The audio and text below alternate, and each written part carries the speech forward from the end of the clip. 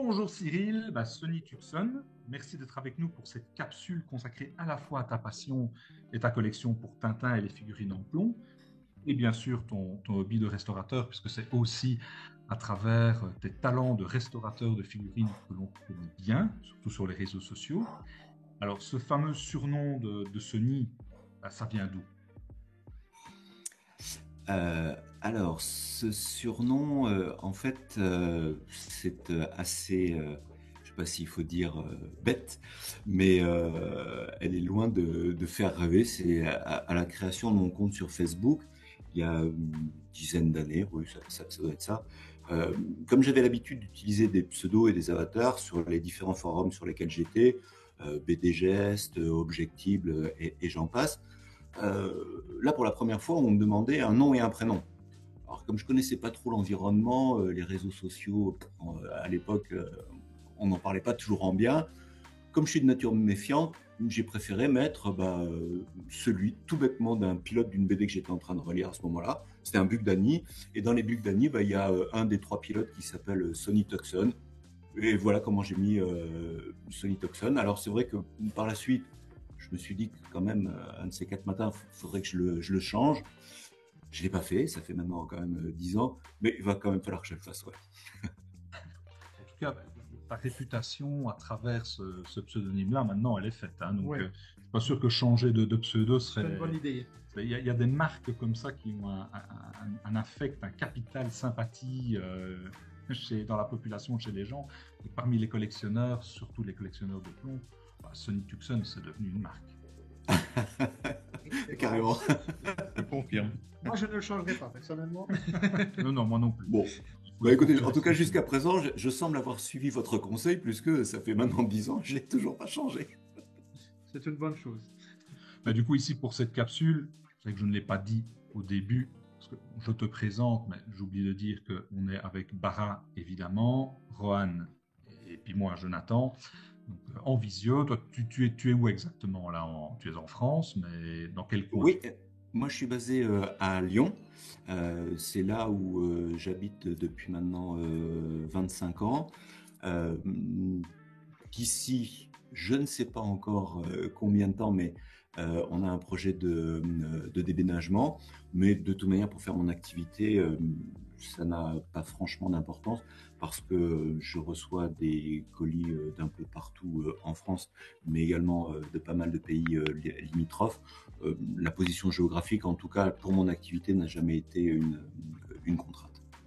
Ben oui, on imagine bien, effectivement, tu dois en recevoir beaucoup, mais c'est aussi, voilà, à ce titre-là, que cette capsule nous semblait essentielle. Donc, ça fait maintenant des années que tu sauves la mise à des centaines de collectionneurs en réparant leurs trésors. Hein, on sait à quel point c'est parfois très stressant de nettoyer une vitrine, de prendre les poussières. Parfois, on déménage, parfois, on achète une figurine sur Internet et l'envoi ne se fait pas de manière très heureuse. Et donc, tu Ouais. es heureusement là pour rattraper les petits bobos de nos pixies. Maintenant, avant de parler de la restauration, parle-nous un petit peu de toi. Comment est-ce que ça t'est venu cette passion pour Pixie, pour les figurines, les personnages en plomb? Qu'est-ce que tu aimes dans cet univers? Et comment est-ce que tu pourrais qualifier aujourd'hui ta collection? Qu'est-ce qu'elle a de particulier? Alors, comment j'ai découvert les Pixies? Ouh là là, ça remonte à loin, hein, parce que maintenant j'ai plus de cheveux blancs que des cheveux d'une autre couleur. C'était, moi je pense que ça doit faire un petit peu plus de 35 ans maintenant. À l'époque j'étais étudiant à Toulouse. Je poursuivais mes études, à moins que ce soit elle qui me poursuivait, je ne sais plus très bien. Je passais régulièrement devant une boutique qui par la suite, pour les amateurs de Tintin, sans être toulousains, ils ont appris à connaître cette boutique. C'était la boutique LB. C'est celle qui a réalisé, vous savez, l'exclu sur le Tintin Yoga. Et puis, voilà, en allant à la fac, en passant, pour la première fois, en regardant la vitrine, je sais pas, j'ai eu un choc. J'avais en face de moi la représentation en 3D de ce que j'avais toujours vu qu'en 2D. Alors, très certainement qu'il devait y avoir dans cette vitrine d'autres objets, hein, puisque à cette époque-là, c'était certes les prémices de Pixie, mais c'était également les prémices de Le Blanc de Lienne, ceux d'Arroutchev. Je serais bien incapable de vous dire s'il y avait là une fusée en bois ou un Tintin en résine, mais en tout cas, mes yeux ont directement été captés par cette boîte. Il y avait là, d'un côté, Chang et Tintin qui se tenaient par l'épaule. À côté, il y avait Mitsuhirato avec sa seringue de Rajaja à la main. J'avais Didi qui semblait toujours aussi fou. Les Dupont déguisés. Donc vraiment, j'avais en face de moi l'album du Lotus Bleu, mais animé. En fait, je ne sais pas comment vous le décrire. Ils étaient tous là, dans cette grande boîte carrée, avec derrière le journal de Shanghai derrière. Voilà, donc ça a été un choc. Alors, il me les fallait, hein, bien entendu. Je suis rentré dans la librairie. Bon, je vous rassure, j'en suis vite ressorti parce qu'à l'époque, même si ça ne représentait que 650 francs et que peut-être des plus jeunes ne savent pas ce que peuvent représenter 650 francs, pour à l'époque, pour un étudiant comme moi, pour vous donner une idée, 650 francs, c'était à peu près l'équivalent d'un mois de repas au Resto U. Donc, autant vous dire que voilà, je suis vite ressorti. La boîte est restée dans la vitrine. C'était déjà un investissement. Ouais. Alors, oui, j'en suis ressorti avec le regret de ne pas pouvoir l'avoir amené. Je suis repassé régulièrement devant. Là, j'ai pris un petit peu plus de temps de les contempler. Et puis un jour, je suis passé, il n'y était plus. Donc, je pense qu'elles avaient dû trouver là un acquéreur sûrement un petit peu plus fortuné que moi, qui a dû faire sa joie. Mais voilà, bon, en tout cas, qu'importe. Pixie venait de rentrer et dans mon cœur et dans ma vie.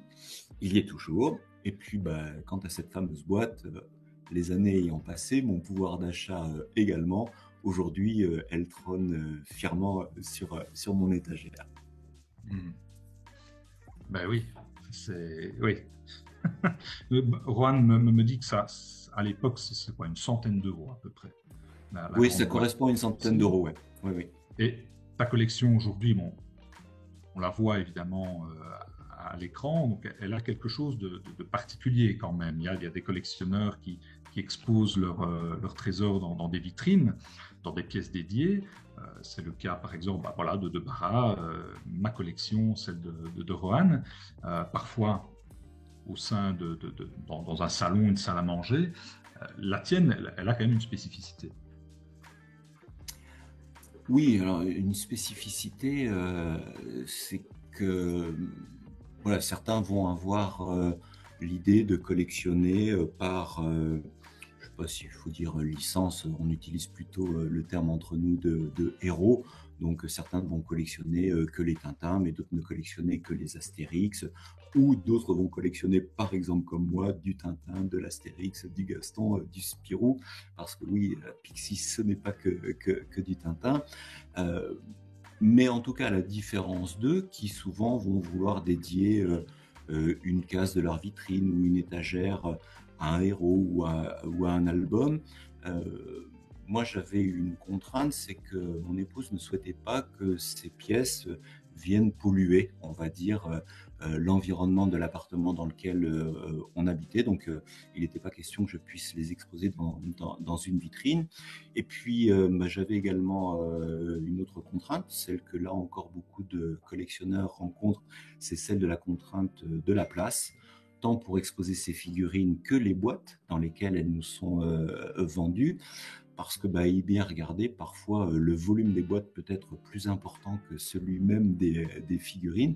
Donc je me retrouvais avec cette problématique, les exigences de ne pas pouvoir les mettre comme je voulais, les disséminer dans l'appartement, mais également trouver une place pour que les boîtes puissent elles aussi être quelque part cachées. Donc c'est la raison pour laquelle en fait j'ai eu l'idée de m'installer, comme nous étions dans un appartement, dans un de ces placards. Et donc, j'ai dispatché mes figurines sur les étagères. Et pour pouvoir y intégrer les boîtes, j'ai eu l'idée, comme vous pouvez le voir, de les mettre avec les boîtes, mais sous forme comme ça d'un petit peu d'escalier. Ça renvoie comme ça le logo de Pixie de temps en temps, le rouge de l'univers de Pixie, ou après quand on est passé à Moulinsart, on voit l'environnement bleu avec le petit logo orange. Voilà, j'ai réussi, pas toutes malheureusement, hein, il y en a certaines, mon placard est assez haut, il fait 2,50 m de hauteur, donc les figurines pardon, ne sont pas exposées jusqu'au plafond, mais j'ai utilisé la dernière étagère plus proche du plafond pour y mettre les dernières boîtes qui étaient trop imposantes pour pouvoir les mettre sur une étagère. Donc voilà comment est-ce qu'au final, eh bien, j'ai réussi à regrouper toute ma collection dans un seul et même placard dans lequel on va trouver et les figurines par héros et les boîtes sur lesquelles elles sont disposées. C'est magnifique. Je pense que ceux qui vont voir cette collection à l'écran seront admiratifs de la manière dont tu as mis ça en scène. Donc on en sait un petit peu plus. Oui, Ara ? Non, je dis c'est très joli, effectivement. Très bonne idée. Alors malheureusement, c'est que tu es des seuls collectionneurs qui exposent ces pièces comme ça avec les boîtes. La majorité des collectionneurs les rangent dans des greniers ou quelque part. Oui, c'est vrai. Tu es des seuls. J'ai vu aussi des gens qui exposaient un petit peu comme je l'ai fait, la boîte ouverte avec la figurine à l'intérieur. Mais c'est vrai que ce dispatching, cette espèce de mur que j'ai mis en fond de boîte et ces petits escaliers de boîte que j'ai mis sur les côtés pour donner un petit peu cette espèce d'aspect amphithéâtre, on va dire. Oui, je crois que je l'ai pas. Non, je l'ai pas vu. Et puis là, en plus, récemment, j'ai dû tout remettre dans les boîtes. Je suis en train de préparer un déménagement à venir, pas dans l'immédiat, hein, mais qui va venir, ce qui fait que j'ai dû tout remettre dans des boîtes. Et c'est là où, comme vous pouvez le voir sur la photo, ça représente un volume certain, pour ne pas dire un certain volume. Maintenant, là, j'ai amené ça cet été tout en banlieue parisienne dans un garde-meuble. Mais c'est là aussi, quand tout d'un coup, on se met à tout retirer, à tout remettre en boîte, qu'on se dit, mais quelle folie, quelle folie dans laquelle on s'est lancé. Et on y reste, c'est ça le pire. Oui. Visiblement, il n'y a pas de remède. Non.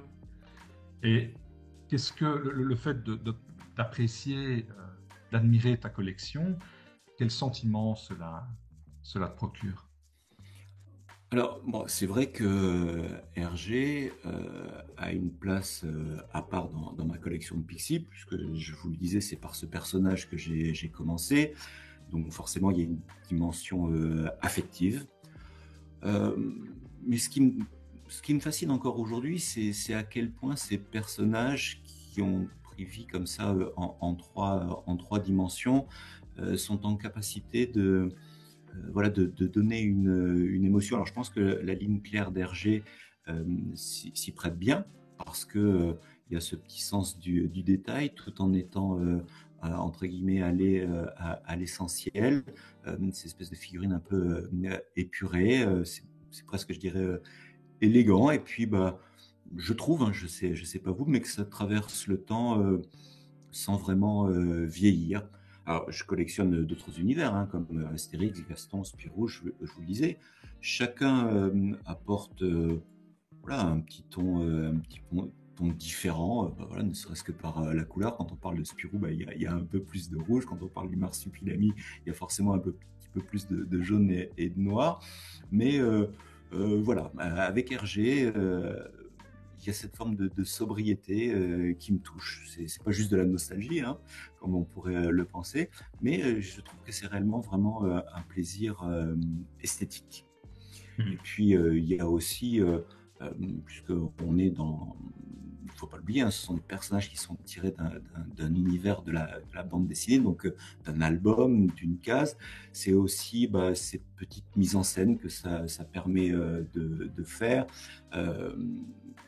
Voire parfois une mise en place d'un espèce de petit diorama, ou parfois juste avec deux personnages, on a là juste devant les yeux la représentation d'une case de l'album. Ça nous paraît évident, on la voit, on a l'impression que là tout d'un coup c'est figé, on a là sous les yeux un instant l'album, l'a figé sous nos yeux.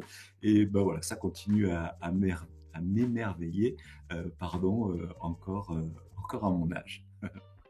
Et puisque tu parles des pièces que tu customises, que tu sublimes, parce que bon, on va arriver évidemment à aborder la question de tes talents de restaurateur, c'est certain. Je pense que ceux qui ont lancé cette capsule, cette vidéo, ont envie d'en savoir plus et de te voir au travail. Parce que voilà, on a envie d'en savoir un petit peu plus sur l'artiste derrière le collectionneur aussi. Mais tu nous as envoyé très gentiment des photos de certaines pièces de ta collection, et on voit que tu n'hésites pas à mélanger les univers de chez Pixie, et parfois même à adapter, améliorer, en tout cas modifier les figurines telles qu'elles existent. Je pense par exemple à Tintin, à Doc et Zorino dans la pirogue. Bon, il y a un petit crocodile qui, je pense, fait partie d'une autre scène. J'ai en tête Tarzan, mais tu vas me corriger. C'est ça. C'est ça. Alors, bon, il y a Tintin et le perroquet avec le réverbère que tu as également modifié. Raskar Kapak, à qui tu as créé une vitrine sur mesure. Alors, est-ce que ça te plaît de jouer justement avec ces univers-là et de créer finalement les scènes qui te font rêver? Oui, alors en fait, bon, j'avoue que j'aime bien faire ces petites réalisations parce que avant aujourd'hui d'avoir franchi le cap et transformé en fait cette passion en métier, où aujourd'hui je vis à 100% de mon travail de restaurateur de Pixie. J'ai toujours bien aimé bricoler ces petits trucs, et donc voilà, j'ai d'abord commencé, on en parlait tout à l'heure sur le fond de boîte de la grande boîte du Lotus là, avec le journal de Shanghai, mais il y a également, je pense que tous les collectionneurs de Pixie Tintin connaissent le fumeur d'opium, où derrière est repris en noir et blanc la case du Lotus bleu, l'endroit où Tintin vient mener son enquête sur ce trafic de drogue.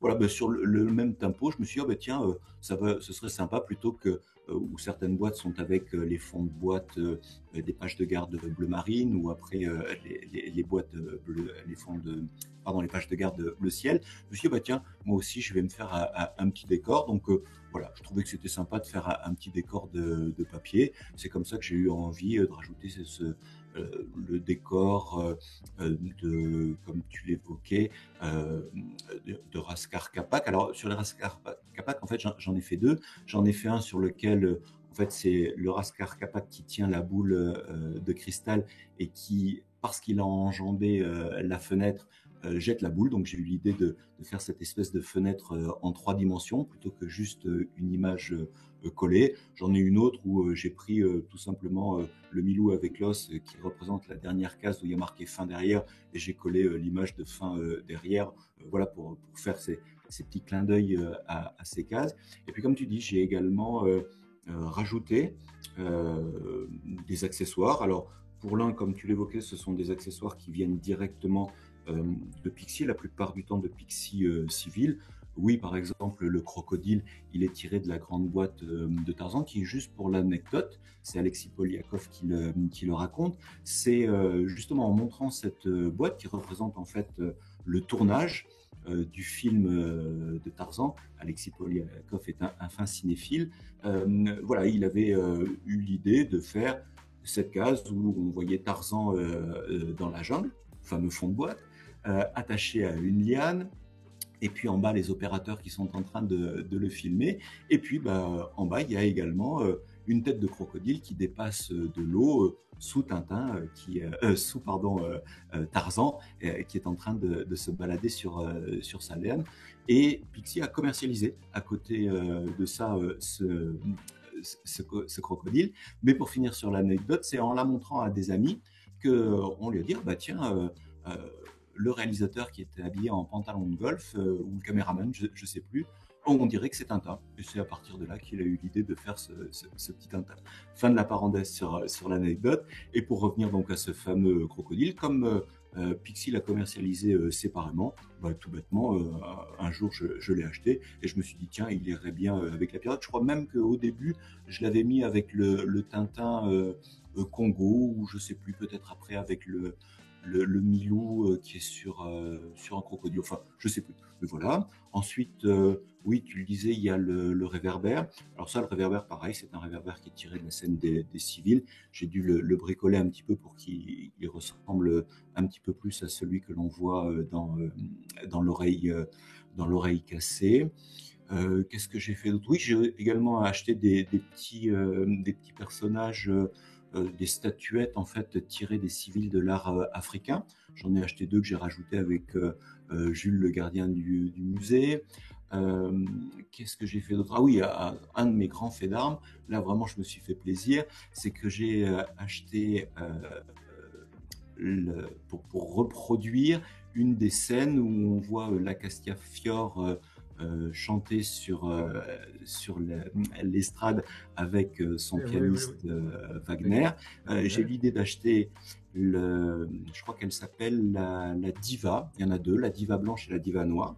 J'avais pris la diva blanche chez Pixie, qui ressemble assez au prototype qui n'a pas été commercialisé de la Castafiore avec sa robe violette. Donc je l'ai acheté et je l'ai customisé. Et puis j'ai également acheté le pianiste, qui là est tiré aussi des civils. Alors là, chez Pixie, il était tout jeune, tout beau, tout blond. Je l'ai un peu rasé. Il est devenu à moitié chauve comme Wagner. Je lui ai mis une petite moustache comme Wagner et les lunettes, de manière à faire que voilà, les 2 personnages tels que vous les voyez sous les yeux me semblent assez bien représentés dans le style des premières séries de Pixie faites par Alexis Poliakov, la case où ces 2 protagonistes sont en train de se produire sur scène. Voilà, après oui, j'ai également fait toujours comme ça en petit bricolage un fétiche de l'oreille cassée à partir d'un des porte-clés qu'a proposé à un moment donné Moulassar, parce qu'il était sorti en grand en résine, le fétiche que l'on voit à la fin de l'aventure, tout rafistolé avec ses plaques métalliques. J'ai toujours trouvé marrant ces fétiches refaits comme ça. Pixie l'avait jamais fait en petit comme ça, donc voilà, je me suis dit tiens, il est en métal, allez, hop, transformons-le, et c'est comme ça que j'ai fait. Ouais. Mais c'est magnifique. Mais je pense que là, les collectionneurs vont rêver en voyant tes créations originales. Alors, du coup, ça nous amène naturellement, voilà, à une autre question. Oui. Comment et pourquoi en es-tu arrivé à restaurer ces figurines? Et est-ce difficile, la finesse des tiges, des codes couleurs, des patines? Dans tes reportages du dimanche, on voit souvent les micros mèches que tu utilises. Donc, oui. Voilà, à quoi dois-tu être attentif lorsque on te confie un Pixie et, voilà. Bon, alors pour commencer par le début de ta question, comment est-ce que j'en suis arrivé là? En fait, je pense, comme beaucoup de collectionneurs, j'ai cassé mon premier Pixie en le faisant tomber. Je crois même me souvenir que c'était, comme beaucoup d'entre nous, en faisant de la poussière. Voilà, il est tombé. Alors, là encore, je pense, comme pas mal de collectionneurs, je me suis dit, il y a des super glus qui sont censés tout coller très bien. Je l'ai recollé. Alors, quand je dis très bien, non, dans les faits, je ne l'avais pas très très bien collé, tant et si bien pour preuve que très vite, la pièce s'est recassée, c'est tout simplement tombée. Alors, je me suis dit, je vais essayer de voir comment est-ce que je peux consolider, et c'est comme ça, Rohan, pour répondre à ta question, que j'ai eu l'idée de commencer à percer pour mettre ces tiges métalliques qui, en fonction du besoin qu'on peut avoir de la force, je mets une tige plus ou moins grosses, mais il faut bien voir que ce sont des petites bêtes qui sont pas très très grosses, et que donc parfois je suis amené à faire des tout petits trous pour passer des toutes petites mèches. Mais bon, ça c'est venu avec l'expérience et avec le temps. Une fois qu'elle a été recollée comme ça, bien entendu, vous en doutez, comme pas mal, j'avais un petit peu bavé, il y avait de la colle qui dépassait. J'ai voulu gratter, j'ai voulu poncer un peu, bien entendu, j'ai enlevé de la peinture. Donc maintenant, nouveau challenge, il fallait que je retrouve à faire une couleur qui s'approchait le plus. Alors, on peut penser qu'on achète du bleu ou on achète du rouge. Ben non, ça passe pas vraiment comme ça. Là, vous avez sous les yeux, par exemple, une des photos tirées de l'atelier de Pixie dans lesquelles on peut voir que non, ben, il n'existe pas qu'un seul bleu, qu'un seul rouge, qu'un seul vert. Vous voyez, toutes les nuances qu'ils nous proposent, ben voilà. Donc, j'ai dû fabriquer moi-même à partir de mélanges de plus ou moins de l'un ou de l'autre couleur pour atténuer ou augmenter la couleur jusqu'à ce que je trouve la bonne nuance. Voilà, donc à force de tâtonnement, c'est comme ça que j'ai appris à reproduire le plus fidèlement possible les couleurs qui étaient sur les figurines que je réparais. Donc, vous l'avez compris, d'abord pour moi.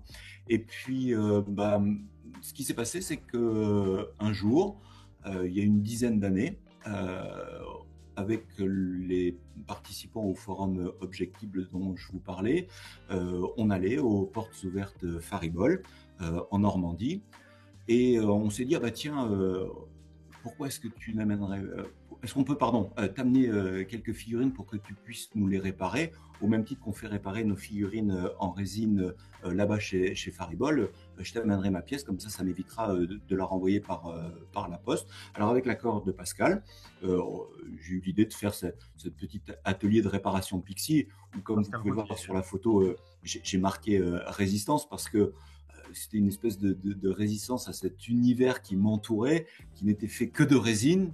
Et moi, j'étais là avec mes petits plombs. Donc, voilà, c'est à partir de là que les choses se sont enchaînées. D'un ou deux copains que je dépannais, j'en ai dépanné une dizaine.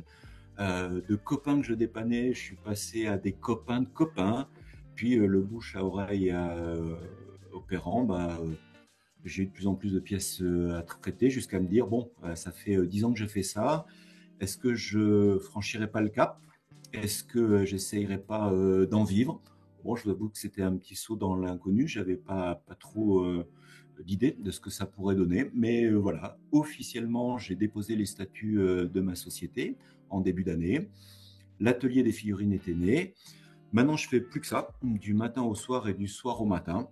Mais c'est chouette, je m'en plains pas, parce que c'est vraiment, je trouve, une chance de pouvoir allier travail et passion. Et puis, j'espère que je vais pouvoir continuer tout en donnant la satisfaction que les gens semblent avoir lorsque je leur renvoie leur figurine. Là, nous, on est très contents et on espère que tu vas être très longtemps dans ce métier parce que je l'espère aussi. J'ai une question concernant la difficulté que tu peux avoir sur certaines figurines. Il y en a qui te donnent plus de fil à retordre que d'autres et pourquoi? Du coup, est-ce que par la même occasion, tu peux en citer 5, le top 5 des figurines les plus compliquées que tu as eu affaire à restaurer? Alors, oui. Alors, le plus de fil à retordre, celle qui me vient tout de suite à l'esprit, celles qui me viennent vraiment tout de suite à l'esprit, c'est les figurines de la carte vœux. La carte de vœux, quelle catastrophe au début.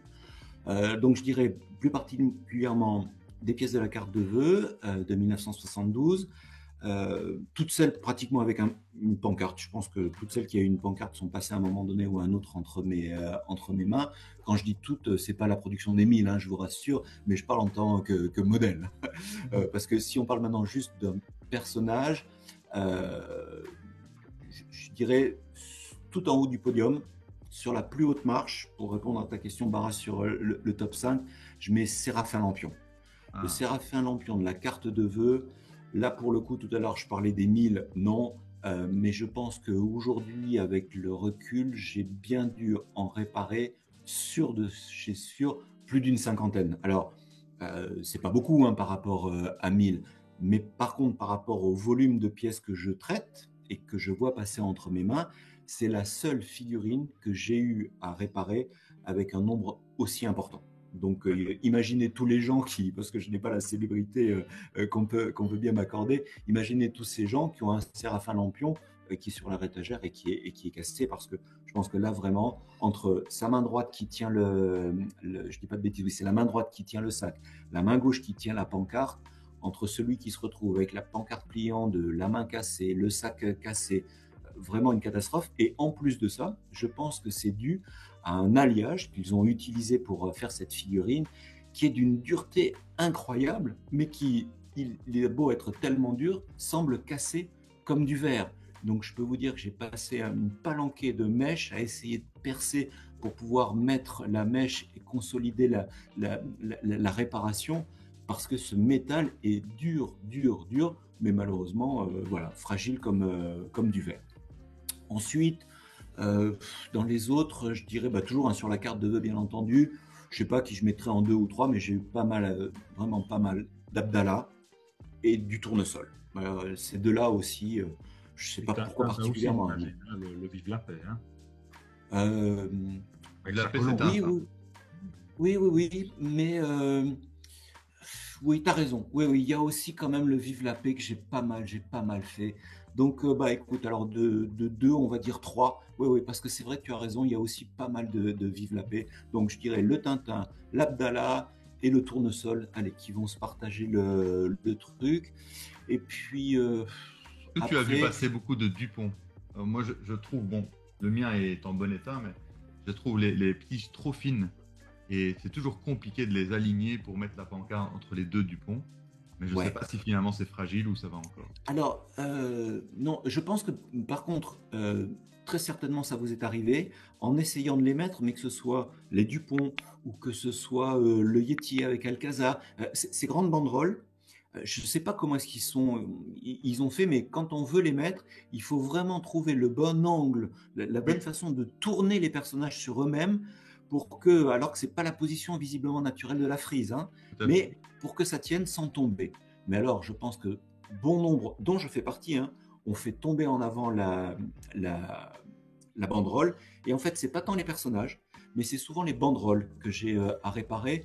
Et là aussi, pour le coup, c'est vraiment très, très difficile parce que masquer, comme je suis en capacité de le faire sur des pièces, sur une main, sur une manche, sur un manteau, sur ce grand aplat blanc sur lequel est collé par-dessus un décalcomanie, c'est vraiment très très difficile et parfois malheureusement ça se voit encore, alors bien moins que le gros éclat, hein, mais c'est effectivement, ça fait partie des figurines qui sont difficiles, mais pour autant je vous dis, ça fait pas partie de celles que j'ai vues le plus souvent. Alors merci. C'est déjà arrivé de ne pas savoir restaurer une pièce? Alors, je ne sais pas si je ne serais pas parvenu à la réparer. En tout cas, il y a des pièces que j'ai pas voulu réparer parce que soit elle était incomplète. Alors oui, vous avez pu le voir, il peut m'arriver de refaire une main parce que une main c'est pas trop difficile à recréer. Là, j'ai fait il y a pas longtemps un Dupont qui avait sa main, le Dupont au crabe qui avait sa main et la canne qui était manquante. Bon, une canne, c'est une tige métallique qu'on peut refaire. Une main, ça peut se refabriquer, ça va. Un bras, encore. Une figurine entière, déjà c'est pas possible, et parfois des parties qui sont vraiment trop difficiles à refaire, donc ça je n'ai pas pu, mais surtout, ça peut paraître fou, hein, mais des figurines qui donnent le sentiment d'avoir été passées dans un tambour de machine à laver tellement elles sont couvertes d'éclats, que là il faudrait entièrement les décaper, entièrement les repeindre, et j'essaye quand même de faire en sorte que mes réparations soient le moins visibles possible. Ce que je veux dire par là, c'est que j'ai eu le moins d'intervention à faire. Donc, quand j'ai un éclat sur une figurine, je vais traiter l'éclat, je ne vais jamais repeindre toute la partie de la figurine sur laquelle se trouve l'éclat, de manière à essayer de préserver le plus possible ce qui était d'origine. Donc là, dans l'exemple du crabe, bien sûr, mon exemple tombe à l'eau puisque c'est une pièce rapportée, mais c'est de dire, voilà, ces figurines qui sont tellement abîmées, tellement couvertes d'éclats, que je préfère dire aux collectionneurs, non, là, déjà, ça va coûter parfois même plus cher que la figurine elle-même, tellement il y a de temps à passer, et puis je trouve que ça dénature un petit peu la figurine en elle-même. En tout cas, je souhaitais quand même te rendre hommage devant nos milliers d'abonnés pour une réparation que je considère incroyable. Je ne sais pas si tu te rappelles, les Dupont lunaires de la série 1 intermédiaire. Oui. Je t'ai envoyé en morceaux quasiment parce que je me suis un peu fait arnaquer par une dame. Bon, voilà, on va pas ressasser. Il était censé être en parfait état et puis il m'est venu vraiment avec un bras cassé, des tiges manquantes, rien n'allait. Je ne m'attendais pas à un miracle, mais tu as réussi vraiment à le réparer. Il est toujours là debout et c'est incroyable. Ouais, bah, écoute, c'est super. Non, il faut être honnête, je m'en souviens pas particulièrement, mais en tout cas, voilà, j'essaye. Je préviens toujours le collectionneur en amont si j'ai un doute, pour répondre à ta question, Rohan. Je le préviens en amont, mais il ne m'est jamais arrivé d'avoir prévenu un collectionneur en lui disant je ne sais pas si j'y arriverai et de ne pas y arriver. Par contre, pour être honnête jusqu'au bout, il m'est arrivé de faire une réparation euh, qui, moi, à titre personnel, ne m'a pas satisfait. Et je vous rassure, ça ne m'est pas arrivé souvent. Et en contrepartie, je n'ai pas fait payer le collectionneur parce que voilà, je trouvais que la réparation n'était pas satisfaisante. Ça m'est arrivé quelques fois. Encore une fois, en toute humilité, ça m'est arrivé, mais pas beaucoup. Autrement, j'aurais déposé le bilan. Mais non, voilà, c'est les seules petites anecdotes que j'ai à donner sur la difficulté que peut représenter une réparation. En tout cas, c'est tout à ton honneur parce qu'on sait que tu as une certaine rigueur et c'est vrai que il n'y a rien de pire quand on dépose une pièce à restaurer que de la récupérer et de voir assez rapidement l'endroit où il y avait un éclat, où il y avait un manque. Bon. Et le rêve, c'est quand on récupère une figurine, et ça m'est déjà arrivé, surtout en te les confiant, et de la retourner dans mes mains et de me dire, mais finalement, je la lui ai envoyée, je sais très bien, je sais qu'il y avait un petit souci, mais j'arrive plus à savoir où. Et là, je me dis, waouh, si je n'ai même plus la possibilité, avec certitude, de dire, ben voilà, c'était parce qu'il y avait un petit éclat là sur la nuque où il y avait un petit souci. Ah, il y a des petits soucis d'origine aussi parfois. Moi, je suis quelqu'un de très maniaque, donc si la pièce a un petit défaut, j'aime bien qu'elle soit quand même revue. Mais voilà, vraiment à ce niveau-là, tu fais partie des quelques restaurateurs. Bon, on jette pas mal de fleurs aujourd'hui. Ah oui, je l'ai croulé, c'est les fleurs. Qui ont nos préférences. Mais je pense que ça doit très certainement venir également que je ne suis pas que réparateur. N'oubliez pas que je suis avant tout un collectionneur. Oui. Et donc, comme tout collectionneur, je veux que mes pièces soient belles. Moi non plus, souvenez-vous, ce qui m'a fait venir à la réparation, c'est parce que je voulais que mes pièces soient réparées. Donc, j'attache vraiment cette importance voilà, à ce fait qu'il faut que ce soit le moins visible possible. Alors, tu le disais, il y en a sur lesquels il y a vraiment l'invisibilité. Parfois, quand tout d'un coup, si, souviens-toi, c'était à cet endroit-là, oui, on peut voir parfois avec le contre-jour, mais vraiment, l'idée pour moi, c'est d'essayer de faire en sorte que ce soit le plus transparent possible et qu'on ne puisse pas se rendre compte que la pièce a été réparée.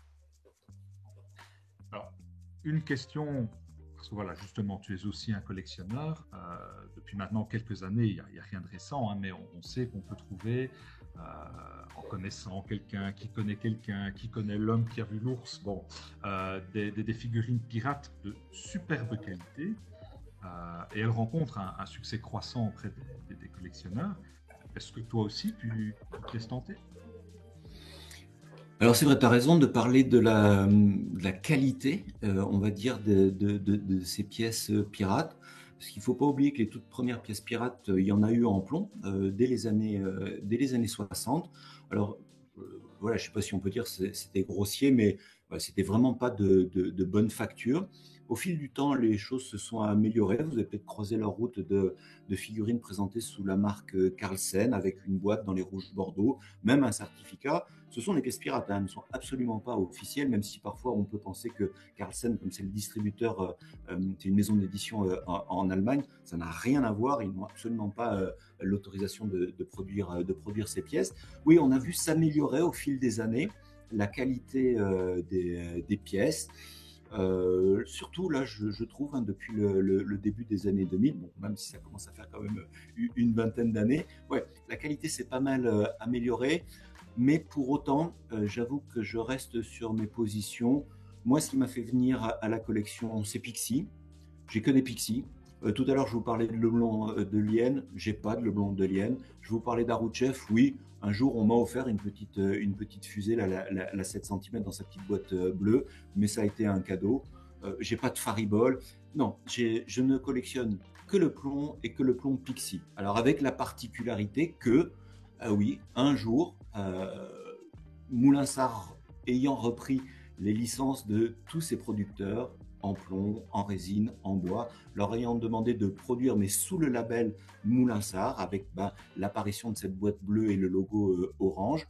Ça continue à être Pixie, donc j'ai continué à en acheter. Et c'est vrai que le jour où Pixie a perdu la licence, je me suis posé la question de continuer. à collectionner ces figurines en plomb parce que ce n'était plus Pixie. Hein. Moulinsart les fait produire ailleurs.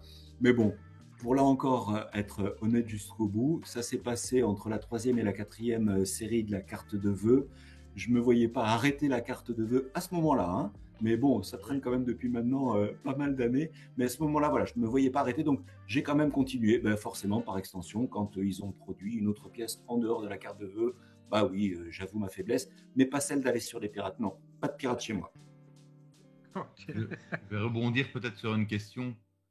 Comme on est en train de parler de fabrication en France, en Belgique ou ailleurs, est-ce que les figurines chinoises qui sont actuellement produites par Moulinsart ou Tintin Imaginatio, beaucoup de rumeurs sur leur piètre qualité, car elles sont faites en Chine.